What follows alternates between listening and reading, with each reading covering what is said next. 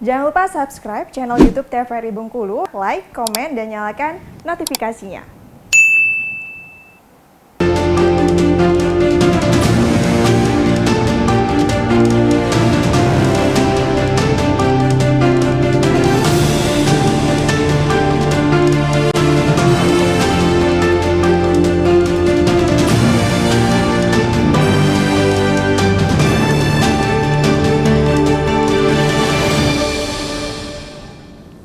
Terima kasih pemirsa, Anda kembali menyaksikan program acara Brendo bersama saya Freko Zuhri.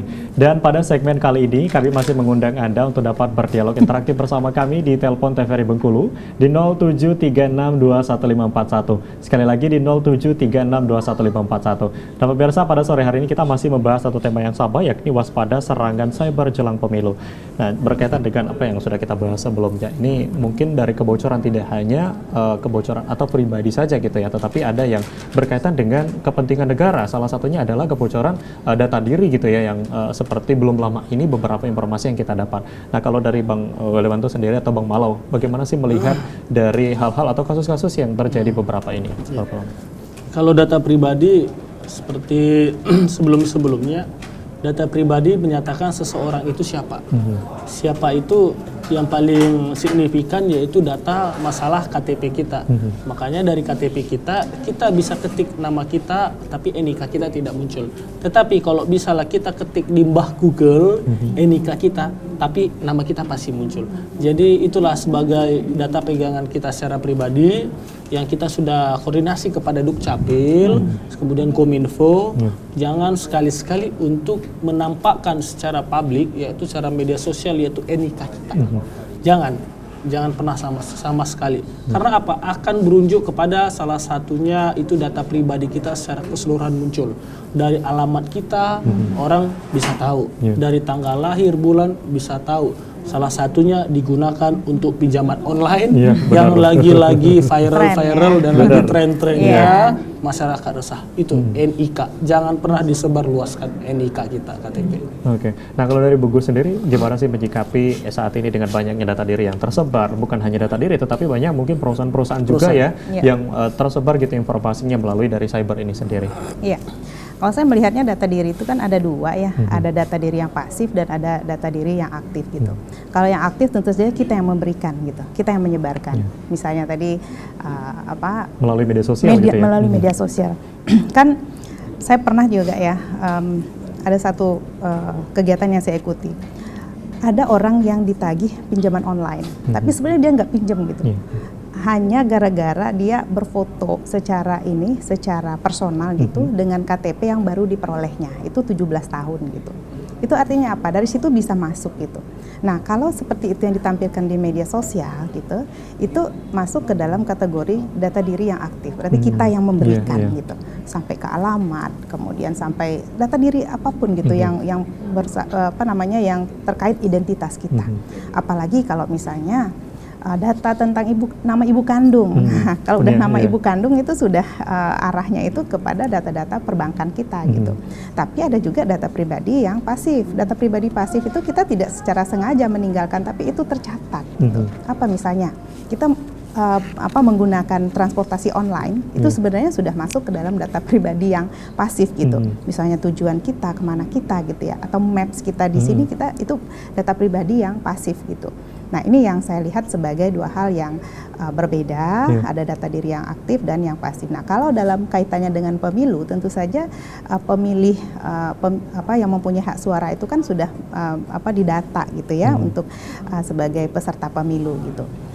2019 saya juga pernah membaca bahwa aplikasi Sidalih juga mengalami hal yang ini ya, kebocoran data gitu diambil dari Sidalih gitu, sistem informasi data pemilih gitu ya, dengan kemudian diamplifikasi di dalam media sosial, dimasifkan bahwa ini ada kebocoran, kan tiba-tiba KPU membuat klarifikasi itu tidak dari situ gitu. Nah, dengan adanya temuan-temuan seperti itu, penguatan security keamanan untuk sistem informasi, saya kira itu bisa lebih ditingkatkan gitu.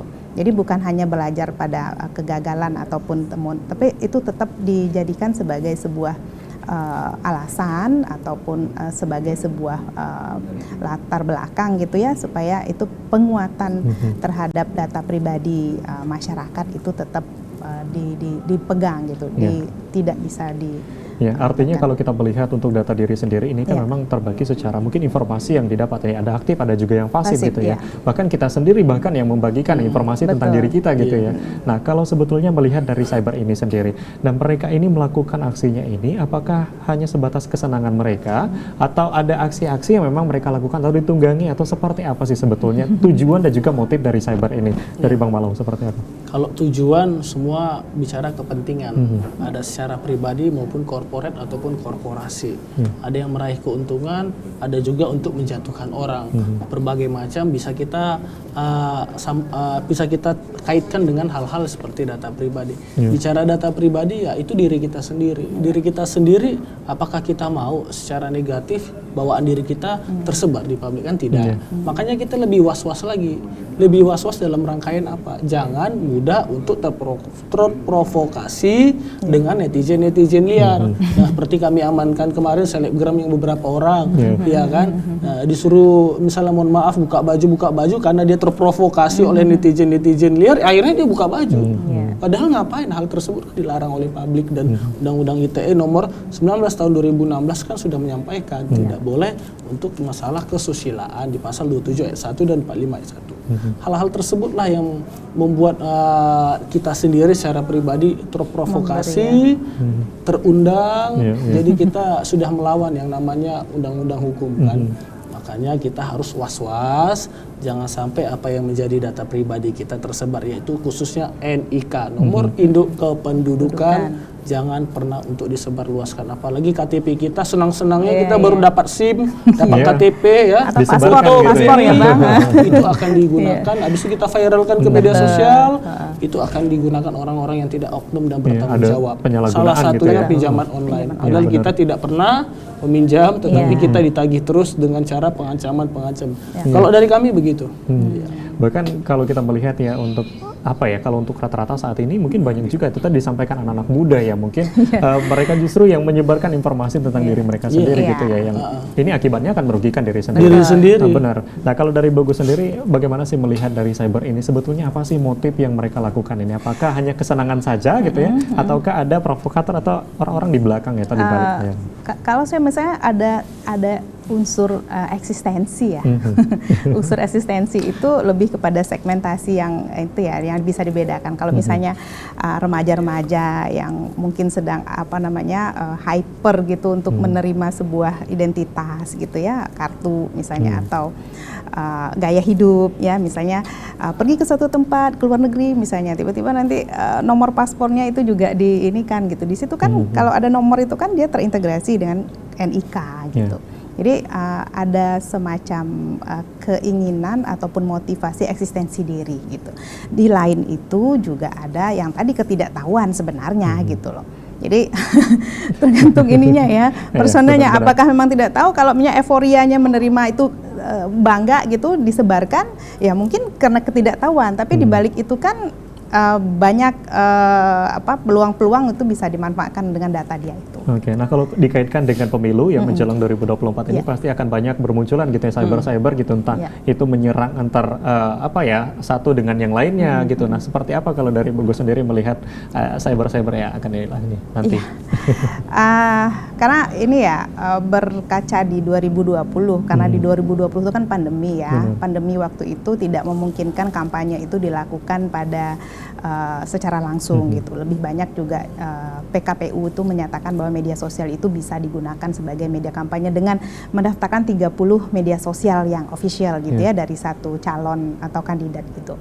Tetapi kan dalam hal ini saya kira kalau media sosial yang ditampilkan atau yang didaftarkan di KPU tentu saja saya kira adalah data-data ataupun informasi yang benar gitu loh. Yang dikhawatirkan adalah yang di luar 30 itu gitu ya, tidak dilakukan oleh timnya, ataupun dilakukan oleh timnya untuk mendapat atau mendulang perhatian gitu. Untuk mendapatkan perhatian itu bisa saja terjadi. Itu kan strategi gitu.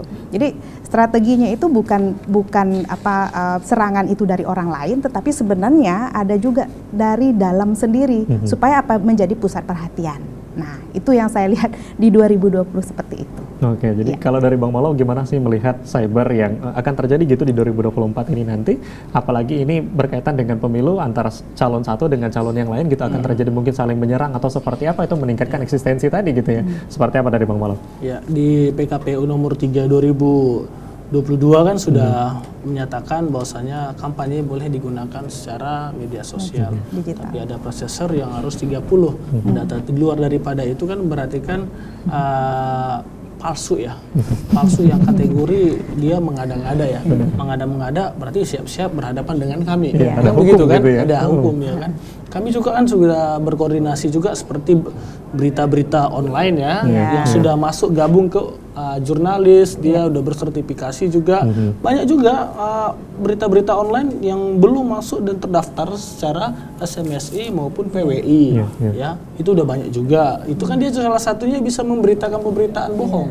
Tinggal gampang, tinggal teruskan, udah jadi pemberitaan publik, yaitu secara pembohongan publik secara umum. Hal itu juga kami sudah akan pantau karena statusnya di sana kita ini bukan menjadi ajang untuk saling membunuh antar calon, Menyerang, tetapi kita untuk berdamai dan berdemokrasi. Itu yang diharapkan Bapak Presiden kita. Benar. Jadi bukan karena kita kepingin maju, eksistensi kita tinggi, tapi kita melupakan bahwasanya kita mempunyai ideologi negara. Ada 4 ideologi negara, ada beberapa Pancasila, Kebinekaan dan lain sebagainya. Jangan sampai melupakan itu. Kami harapkan kami dari Cyber akan terus memantau secara aktif pribadi per calon-calon dan akan yang mencalonkan diri sebagai pemilu di 2024. Artinya memang akan terus dilakukan pemantauan gitu ya untuk mendapatkan demokrasi yang baik nantinya. Benar. Oke, kita akan break sejenak. Baik pemirsa TVRI Bengkulu, jangan kemana-mana, kami akan kembali tetap di Berendo setelah yang satu ini.